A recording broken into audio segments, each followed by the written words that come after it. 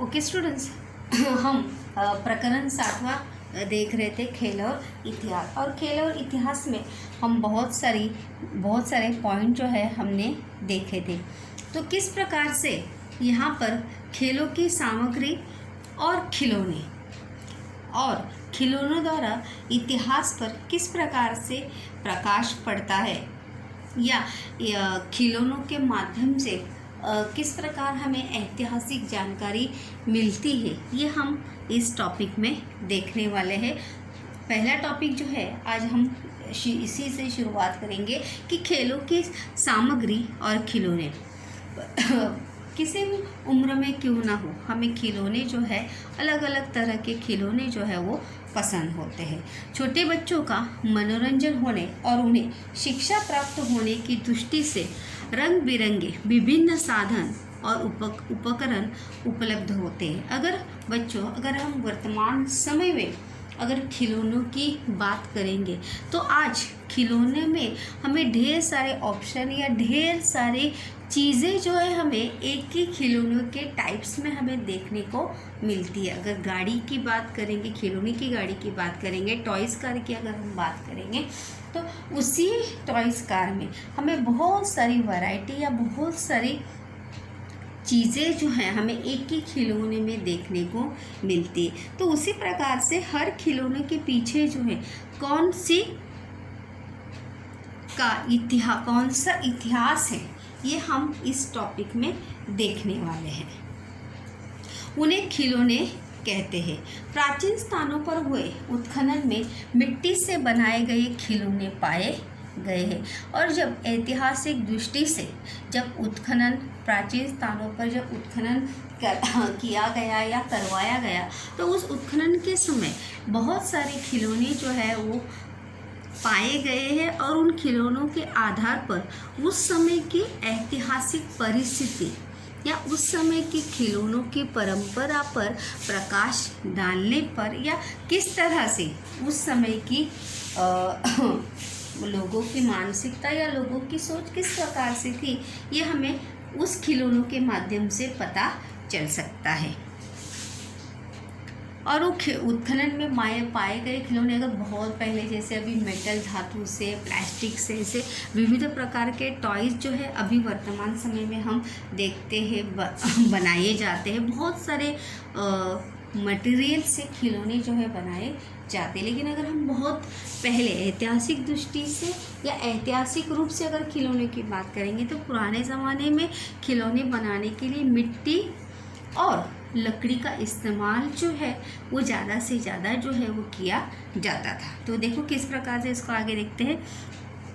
इन खिलौनों को साँचे में अथवा हाथ से कसकर दबाकर बनाया जाता था। पहले देखो गुड़िया, जैसे अभी डॉल, अगर हम एक गुड़िया का ही उदाहरण अगर हम लेते हैं तो अगर आज हमें बहुत सारी डॉल जो है हमें देखने को मिलती है, खेलने के लिए मिलती है, बोलने वाली, रोने वाली, गाना बोलने वाली, ये सब टेक्नोलॉजी के माध्यम से खिलौने में भी हमें बहुत सारी विविधता वर्तमान समय में देखने को मिलती है। लेकिन अगर बहुत इसके पहले देखेंगे तो गुड़िया जो है पुराने जो कपड़े होते, पुराने कपड़े के टुकड़ों के माध्यम से जो है बच्चे जो है गुड़िया बनाते थे। जिस प्रकार से मतलब ऐसे उसको लकड़ी का, छोटी छोटी जो लकड़ियाँ होती है उस लकड़ी के माध्यम से उस गुड़िया का ढांचा बनाया जाता था, जिसे साँचा कहते हैं। देखो यहाँ पर दिया है कि साँचा बनाया जाता था और हाथ से कसकर दबाकर जो है वो खिलौने, मैंने यहाँ पर गुड़िया का एक एग्जाम्पल दिया है, लेकिन ऐसे बहुत सारे खिलौने जो है उस समय बनाए जाते थे। प्राचीन समय में भारतीय साहित्य में पुतलियों का उल्लेख किया जाता है। शूद्रक के एक नाटक का शीर्षक मृच्छकटिक है। मृच्छकटिक का अर्थ है मिट्टी की गाड़ी। मृच्छकटिक का अर्थ क्या है? मिट्टी की गाड़ी। तो मतलब मिट्टी के माध्यम से बनाई हुई गाड़ी जो है उस नाटक में जो है इस्तेमाल की गई थी। और पुतलियों मतलब जो कठपुतलियाँ होती है उसे कहा जाता है पुतलियाँ। आपने कठपुतलियों का खेल देखा होगा कि किस प्रकार से कठपुतलियों का खेल जो है धागे के माध्यम से, जो नायलॉन का धागा जो है उसको हाथ में बांध कर किस प्रकार से कठपुतलियों का खेल जो है वो दिखाया जाता है। और कठपुतलियों को हम अपने हाथ के इशारों पर जैसा चाहे हम उसको नचा सकते हैं। अगर आपने कठपुतलियों का खेल अगर देखा होगा तो राजस्थान वगैरह में देखो कठपुतलियों का खेल जो बड़ा ही प्रसिद्ध होता है। क्या आप जानते हैं का भी टॉपिक देखते हैं हम कि कथा सरिता सागर ग्रंथ में अनेक मनोरंजन खेलों और खिलौनों का वर्णन जो है हमें मिलता है। इसमें उड़ने वाली लकड़ी की गुड़ियों का वर्णन आता है। कल दबाने पर ये गुड़िया, कल यानी क्या, चाबी। जिस प्रकार से देखो आज अगर हम देखेंगे तो रिमोट की गाड़ी होती है, बटन दबाकर बोलने वाली गुड़िया होती है, तो उसी प्रकार से कल यानी क्या, बटन, स्विच। तो उसी मतलब जैसे जिस चीज़ को या जिस रूप को हम आज वर्तमान समय में देखते हैं उसका आविष्कार जो है इतिहास में हमें बहुत पहले से ही देखने को मिलता है। अगर हम फॉर एग्जांपल बच्चों, अगर हम रामायण का अगर हम उदाहरण लेंगे तो रामायण में अगर हम देखेंगे तो रावण देखो पुष्पक विमान में आया था, तो वो पुष्पक विमान जो है किस प्रकार से हवा में जो है वो उड़ा होगा, किस प्रकार से रावण ने उस पुष्पक विमान को चलाया होगा। मतलब ये सभी चीज़ें जो है हमें ऐतिहासिक रूप से, पौराणिक रूप से जो है हमें बहुत ही हमारे साहित्य में या हमारे देश में हमें बहुत ही पूर्वापार रूप से, ऐतिहासिक रूप से ही हमें देखने को मिलती है। कल दबाने पर ये गुड़िया ऊपर उड़ती है तो कुछ नाचती है और कुछ आवाज़ प्रकट करती है। मतलब यहाँ पर ये उदाहरण क्या आप जानते हैं, मैं यहाँ पर ये इसलिए बताया है कि जो हम वर्तमान समय में जो खिलौनों का रूप देखते हैं उसके बारे में जानकारी हमें बहुत पहले से ही हमें अपने साहित्य में या ग्रंथों में हमें देखने को मिलती है कि इसके बारे में पहले से ही हमारे भारत में आविष्कार जो है वो हुआ है। इसके बाद का नेक्स्ट टॉपिक देखो, यहाँ पर हम ये प्रश्न देख रहे हैं कि कारण का, कि खिलौनों द्वारा इतिहास पर प्रकाश किस प्रकार से पड़ता है। पहले भारत के अनेक भागों में लकड़ी की गुड़िया बनाई जाती, जैसे मैंने अभी आपको बताया देखो कि पहले जो है लकड़ी की गुड़िया बनाई जाती, जैसे उसका ढांचा बनाया जाता था, ऐसे दो मतलब गोल ऐसा मुंह बनाया जाता था, दो ऐसे लकड़ियाँ से हाथ पैर लकड़ियों के ऐसे बनाए जाते थे और उसी के माध्यम से ही वो गुड़िया जो है बनाई जाती थी। रिक्त स्थान के लिए प्रश्न भी है देखो, महाराष्ट्र में ठकी नाम से जाने वाली रंगीन लकड़ी की गुड़िया बनाई जाती थी। उस गुड़िया का नाम क्या था, ठकी। क्या नाम था, ठकी। बहुत ही जाना माना ऐसा प्रसिद्ध ऐसा ये नाम है। रिक्त स्थान के लिए भी प्रश्न आता है, रिक्त स्थान के लिए भी है। और बच्चों इसके लिए भी ये प्रश्न याद रखना है असत्य जोड़ी के लिए कि महाराष्ट्र में लकड़ी की जो गुड़िया बनाई जाती थी उस रंगीन गुड़िया का जो नाम था, किस नाम से वो जानी जाती थी, तो उस नाम का क्या है, ठक्की। ऐसी लकड़ी की गुड़िया बनाने की परंपरा भारत के अन्य किन प्रदेशों में प्रचलित थी अथवा है, यह ढूंढेंगे। मतलब जैसे भी मैंने बताया आपको कि राजस्थान में और गुजरात में अगर हम देखेंगे तो कठपुतलियों का खेल जो बड़ा ही प्रसिद्ध है और कठपुतलियाँ को जिस प्रकार से बनाया जाता है वो गुड़िया का ही क्या होता है, दूसरा रूप होता है। अलग अलग प्रकार की कठपुतलियाँ जो है वहाँ पर बनाई जाती है। छोटे बच्चों की छोटे बच्चे मतलब स्त्री पुरुष इस रूप से इस अलग अलग प्रकार की कठपुतलियाँ जो है वहाँ पर बनाई जाती है। इन गुड़ियों को उस प्रांत में किन नामों से जाता है यह भी ढूंढेंगे। मतलब यहाँ पर हमारी जानकारी के लिए यहाँ पर दिया है कि महाराष्ट्र में जो गुड़िया, लकड़ी की गुड़िया बनाई जाती थी, उसको किस नाम से जानते थे? ठगी नाम से। किस नाम से जानते थे? ठगी नाम से जो है उसको जानते थे। उसके बाद हम देखने वाले हैं बहुत ही महत्वपूर्ण प्रश्न जो है जिसकी हम बात कर रहे थे, खिलौने और इतिहास। मतलब बच्चों, किस प्रकार से खिलौनों द्वारा इतिहास पर किस प्रकार से प्रकाश जो है वो डाला जा सकता है या किस प्रकार से प्रकाश पड़ सकता है। खिलौनों के माध्यम से इतिहास और तकनीकी विज्ञान कर प्रकाश जो है वो डाला जा सकता है। मतलब हम इतिहास की खोज जो है उस खिलौनों के माध्यम से कर सकते हैं कि मतलब उन खिलौनों पर कौन से ऐतिहासिक या कौन से इतिहास का प्रभाव जो है उस खिलौनों पर हमें देखने को मिलता है।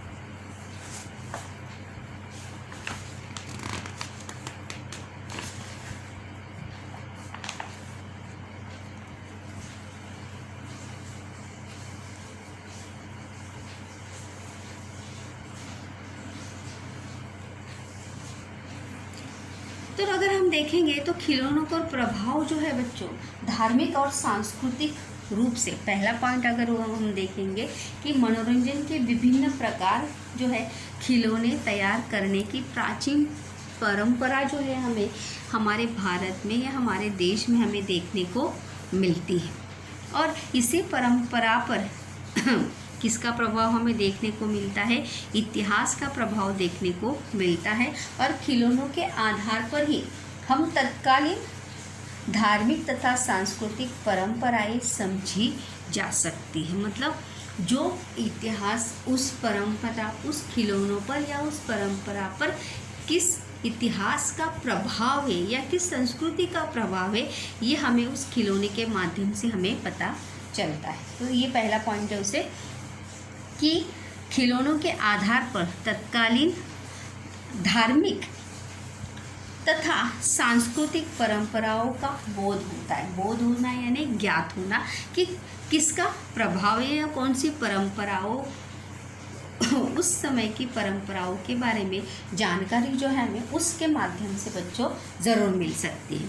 अगर यहाँ पर देखो एक पहला उदाहरण दिया है कि महाराष्ट्र में, देखो एक प्रश्न का उत्तर है, याद रखिए कि महाराष्ट्र में दीपावली में मिट्टी के किले यानी गढ़ बनाने की लंबी परंपरा जो है उस समय से लेके, अगर हम तत्कालीन देखो वहाँ पे शब्द आया था तत्कालीन, यानी आज भी अगर हम देखेंगे तो दिवाली के समय में वहाँ पर बच्चे जो है शिवाजी महाराज की संस्कृति को या इतिहास को याद करने के लिए दिवाली के समय मिट्टी के किले या अथवा गढ़ बनाने की परंपरा जो है हमें आज भी देखने को मिलती है।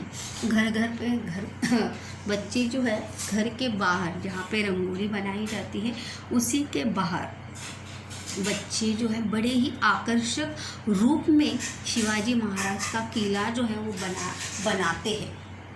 मिट्टी के माध्यम से वो बनाते हैं बच्चे, उसको कलर करना, उसको सजाना, ये सब चीज़ें जो बच्चे बड़े ही चाव से या बड़े ही उत्साहित होकर बच्चे ये खेल के रूप में भी खेलते हैं और अपनी ऐतिहासिक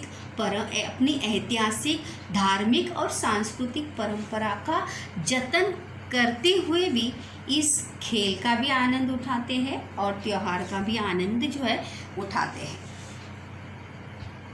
और साथ ही साथ गढ़ों पर छत्रपति शिवाजी महाराज और उनके सहयोगी की प्रतिमाएं जो है रखी जाती है। मतलब जैसे सिपाही रखते हैं, अभी सिपाही बनाए तो जैसे अभी अगर आज की बात करेंगे तो बहुत सारे खिलौने जो है मिलते हैं। तो बच्चे देखो उस किले को सजाने के लिए ऐसे बहुत सारे आर्टिफिशियल चीज़ों का जो है उपयोग जो है उस समय करते हैं। सैनिक जो है बना जिसकी ड्राइंग या जिसकी आर्ट अच्छी है वो अपने हाथों से जो है वहाँ पर वो सैनिक जो है वहाँ पर वो बनाता है। अगर नहीं है तो वो खरीद कर उस किले को जो है वो सजाते हैं।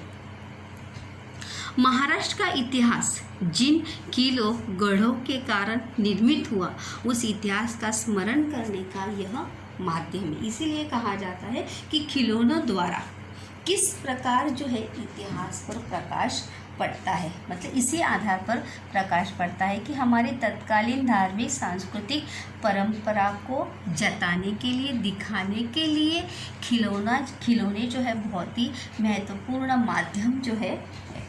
दूसरा पॉइंट यहाँ पर बच्चों देखते हैं हम कि इटली के पोपेई शहर में, तीसरा पॉइंट से इसका कि इटली के पोपेई शहर में हुए उत्खनन में एक भारतीय हस्तिदंत से बनाई हुई गुड़िया जो है पाई गई। हस्तिदंत जो है, हस्तिदंत यानी हस्त यानी हाथी के दांत से बनाई गई गुड़िया जो है वहाँ पर पाई गई।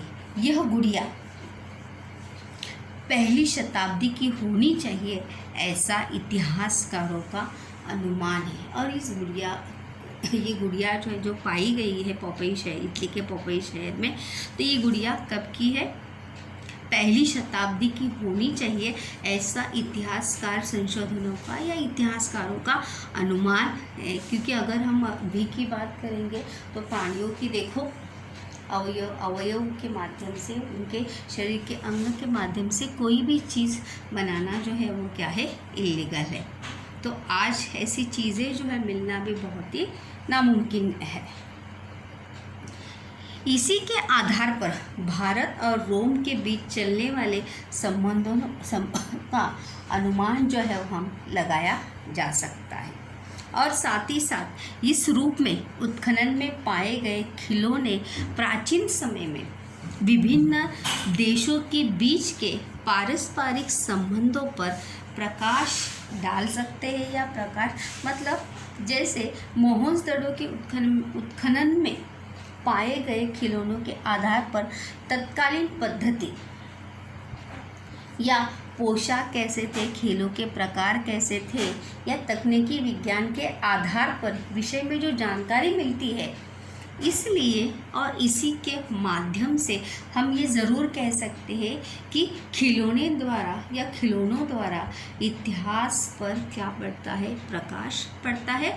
और उस समय की तत्कालीन सांस्कृतिक और धार्मिक परिस्थिति के बारे में हमें जानकारी होती है। और साथ ही साथ हम उस इतिहास को या उस परंपरा को या उस धार्मिक परंपरा को जतन करने के लिए बहुत सारे प्रयास जो है वो बड़े ही उत्साह के साथ करते हुए आज भी हमें देखने को मिलते हैं। तो इस प्रश्न के ये 4 पॉइंट जो है वो बच्चों याद रखने की, किस प्रकार से इतिहास खिलौने द्वारा इतिहास पर प्रकाश जो है वो पड़ता है। मतलब जो खिलौने हम आज खेलते हैं उस खिलौने के पीछे की ऐतिहासिक कहानी कौन सी है और उस कहानी के माध्यम से उस समय की तत्कालीन परिस्थिति किस प्रकार से होगी। उसके बाद बच्चों हम नेक्स्ट पॉइंट देखते हैं, खेल और संबंधित साहित्य तथा फिल्में। अगर हम देखेंगे तो खेल और फिल्मों का संबंध जो है बहुत ही, ये टिप्पणी लिखने के लिए प्रश्न भी है।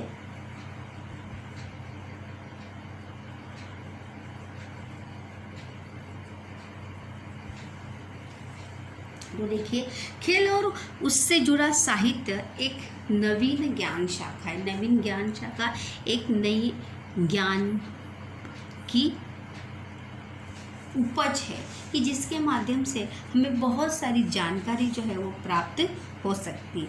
खेलों से संबंधित पुस्तकों, कोशों को नए से बनाया जा रहा है। अगर हम देखेंगे तो हर खेल के बारे में जानकारी जो है अलग नए तरीके से जो है वो संग्रहित की जा रही है या संगठित की जा रही है आने वाली पीढ़ी के लिए, आने वाली या जो लोग उस जानकारी को जानने में रुचि रखते हैं, ऐसे लोगों के लिए वो जानकारी जो है वो संग्रहित की जा रही है।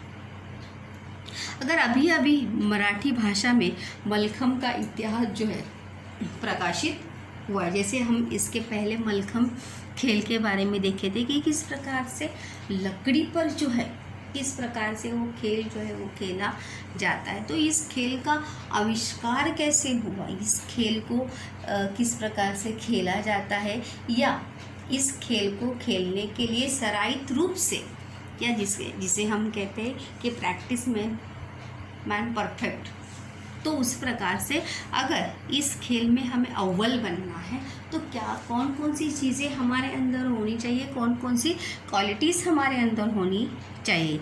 तो इसीलिए इसके ऊपर आधारित जो है मराठी भाषा में ये किताब जो है प्रकाशित हुई है कि मलखम की शुरुआत कैसे हुई और उसका चलन किस प्रकार से, लोगों में उसका चलन किस प्रकार से शुरू हुआ। ये सभी चीज़ें जो उस किताब में हमें देखने को मिलती है।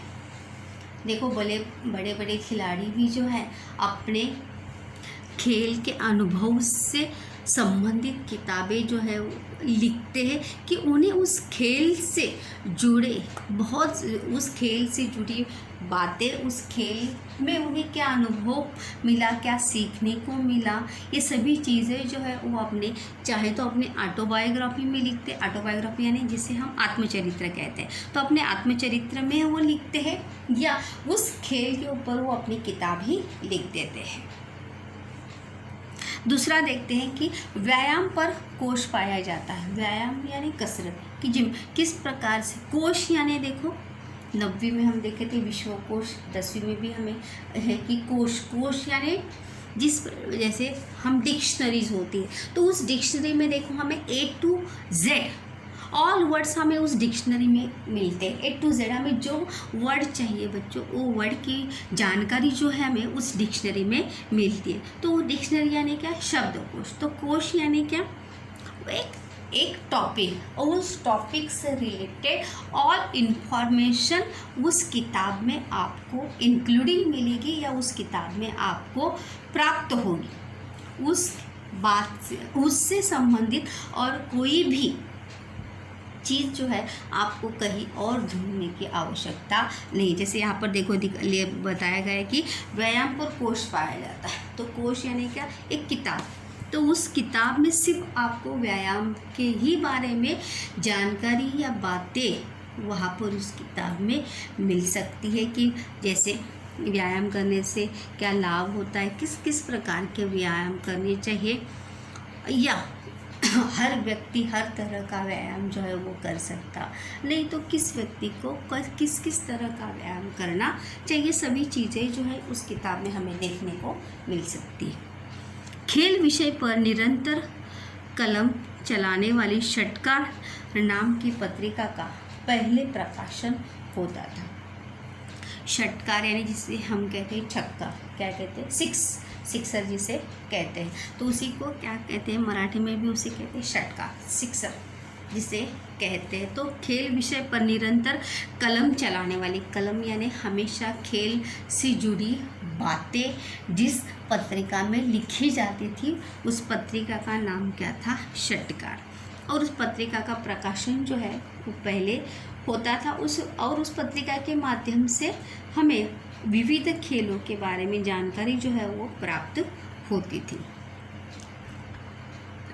अंग्रेजी में खेल विषय से संबंधित साहित्य विपुल मात्रा में पाया जाता है। खेल का लगातार प्रसारण करने वाले अनेक चैनल दूरदर्शन पर है। अगर हम यहाँ पर कि इंग्लिश लैंग्वेज में या अंग्रेज़ी भाषा में हमें खेल विषय से संबंधित बहुत ऐसा साहित्य जो है, ऐसा कोई खेल नहीं है कि जिस खेल के ऊपर कोई किताब हमें प्राप्त नहीं हो सकती या उपलब्ध नहीं हो सकती। ऐसी कोई भी टॉपिक जो है वो नहीं है। इसी का अर्थ है कि इंग्लिश लिटरेचर में या इंग्लिश साहित्य में खेल विषय से संबंधित या हर खेल से संबंधित किताबें जो है हमें अवेलेबल हो सकती है, जिस खेल के बारे में हम विस्तृत जानकारी प्राप्त करना चाहते हैं, चाहे वो क्रिकेट हो, कबड्डी हो, खो खो हो, या टेनिस हो, बैडमिंटन हो, गोल्फ हो या कोई भी खेल हो, उस खेल के प्रति, उस खेल के बारे में हर जानकारी हमें उस में साहित्य में। खेल का लगातार प्रसारण करने वाले अनेक चैनल दूरदर्शन पर है।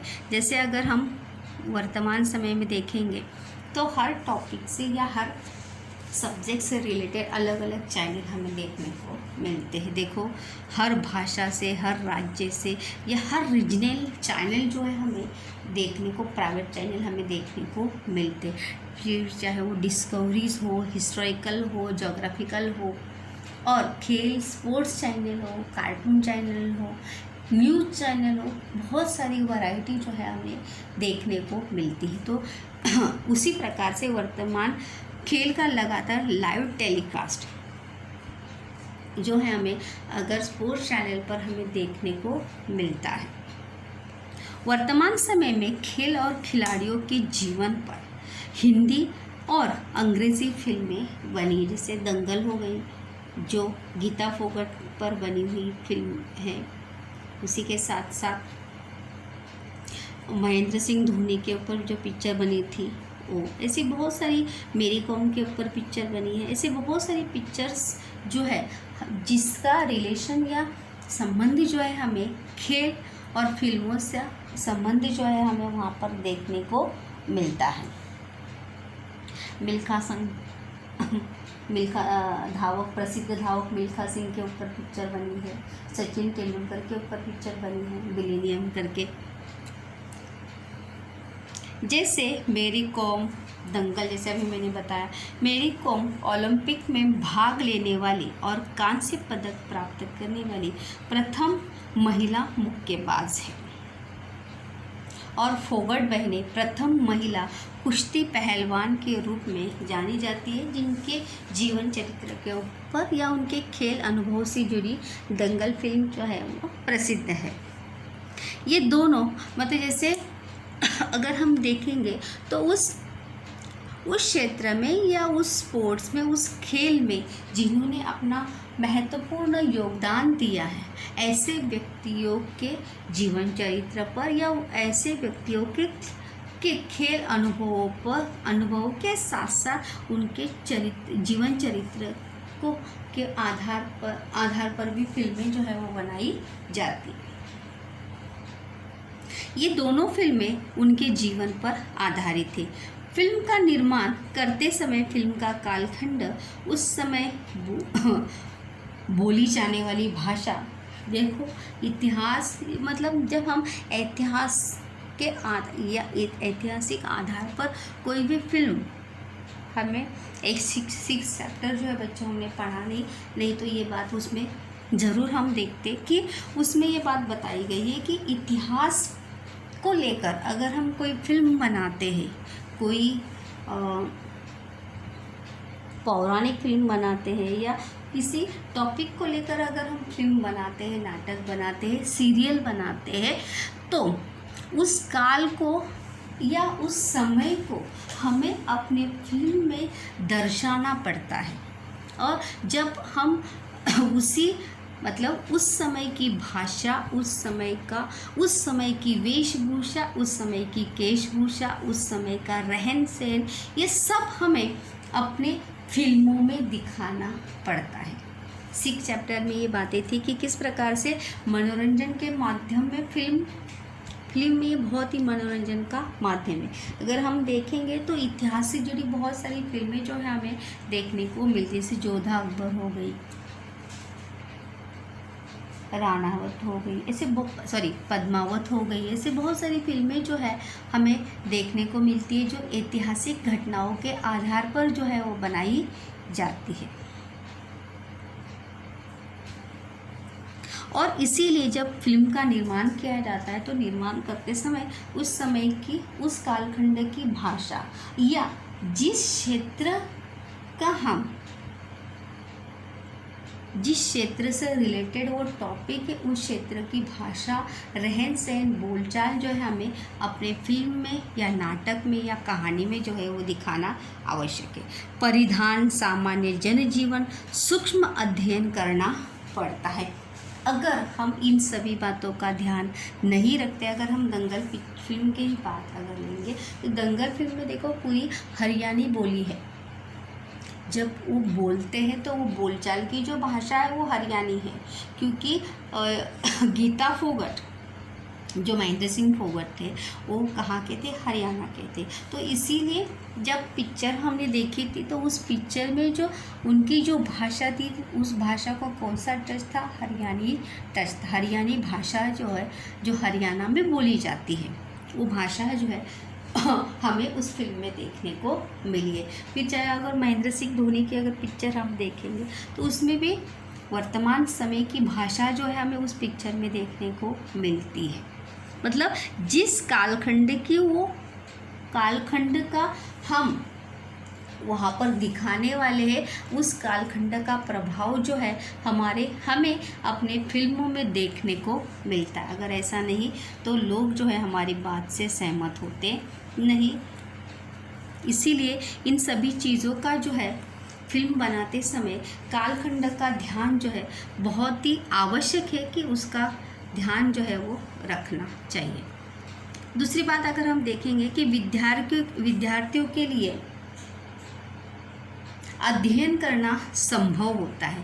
कोश, समाचार पत्र अथवा अन्य स्थानों पर खेलकूद विषय पर लिखते समय खेलों के इतिहास की जानकारी जो है होना आवश्यक है। अगर हम किसी भी खेल के बारे में लिख रहे हैं, जैसे मानो कोई निबंध लिख रहे हैं, जैसे मेरा प्रिय खिलाड़ी, अगर हम निबंध लिख रहे हैं तो आपका जो प्रिय खिलाड़ी है उस प्रिय खिलाड़ी के बारे में आपको A to Z जानकारी जो है वो आपको उससे रिलेटेड सभी जानकारी जो है आपको होनी चाहिए। वो चाहे वो स्थान हो, उस व्यक्ति के बारे में, ये सभी जानकारी जो है हमें होनी चाहिए। और ये सभी जानकारी हमें कहाँ से मिलती है, इतिहास से मिलती है। और इसीलिए कहा जाता है कि खेल और फिल्मों का संबंध जो है हमें बहुत ही पुराने काल से ही हमें देखने को मिलता है। और जो स्पोर्ट्समैन अपने क्षेत्र में अपना नाम कमाते हैं उनके जीवन चरित्र के ऊपर फिल्में जो है वो बनाई जाती है।